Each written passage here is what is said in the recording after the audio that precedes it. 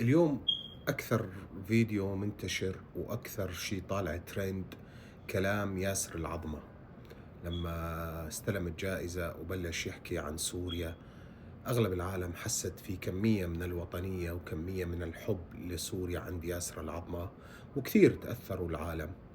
للأمانة وللتاريخ ياسر العظمة من الممثلين القلائل اللي ما أيدوا النظام ولا شبحوا له على مدى 14 عام من الثورة.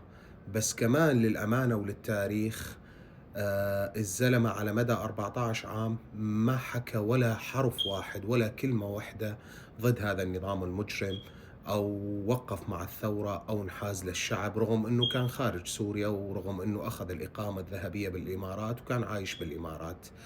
فأنا ما تأثرت والله بهالكلام ولا فرق معي كلامه.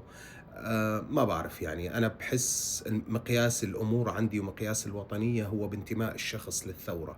إذا كنت إنسان ضد هذا النظام المجرم، حتى لو كنت أختلف معك وكنت ما تعجبني وكنت عدوي، بس أنا أحترمك كونك مع الحق ضد الباطل، مع الثورة ضد هذا النظام المجرم. أما إذا كنت أخويا أو كنت أقرب الناس إلي وكنت مؤيد لهذا النظام المجرم، فأنت عدوي، وأنت بالنسبة إلي إنسان منافق وإنسان بلا أخلاق.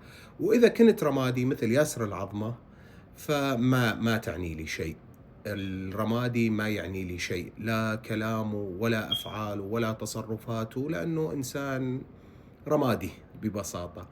فما بعرف إذا في حدا مثلي ما تأثر بكلام ياسر العظمة ولا بس أنا اللي ما تأثرت بكلامه.